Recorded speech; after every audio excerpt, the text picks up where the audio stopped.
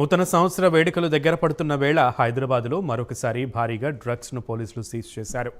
అంతర్రాష్ట్ర డ్రగ్ ముఠాకి చెందిన 3 సభ్యులని పోలీసులు పట్టుకున్నారు. న్యూ ఇయర్ కోసం మహారాష్ట్ర నుంచి మాదక ద్రవ్యాలు తీసుకువస్తున్నారని పోలీసులకి పక్కా సమాచారం అందింది. దీంతో పకడ్బందీ వ్యూహంతో 3ని పట్టుకున్నారు. 7 లక్షల రూపాయల విలువైన 100 గ్రాముల MDMA డ్రగ్ని స్వాధీనం చేసుకున్నారు. మహారాష్ట్రలో నైజీరియన్ జోన్ నుంచి 2,000 రూపాయలకి గ్రాము చొప్పున కొంటున్న ఈ ముఠా సభ్యులు దానిని హైదరాబాద్లో 7,000 రూపాయలకి అమ్ముతున్నారని పోలీసుల విచారణలో వెల్లడైంది. పరారీలో ఉన్న మరో నిందితుడు జో కోసం పోలీసులు గాలిస్తున్నారని central zone DCP Sharath Pawar తెలిపారు.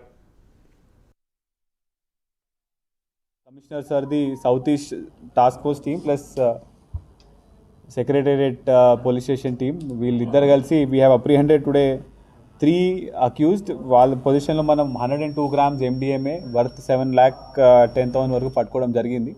ఈ 3 అక్యూజ్లు వీళ్ళు అనూప్ నవనత్ అని చెప్పేసి హీస్ ఫ్రమ్ పూణే, కిరణ్ గంగాధర్ అని హీస్ ఫ్రమ్ నాందేడ్, వివేక్ రాజేష్ అని వీళ్ళు పూణే నుంచి ఉన్నారు. వీళ్ళు మహారాష్ట్ర నుంచి ఈ MDMA డ్రగ్ పర్చేస్ చేసుకొని ఇక్కడికి హైదరాబాద్కి తీసుకురావడం జరిగింది. ఈ న్యూ ఇయర్ కారణంగా వీళ్ళు ఇక్కడ సేల్ చేద్దామని ప్లాన్ వేసుకున్నారు.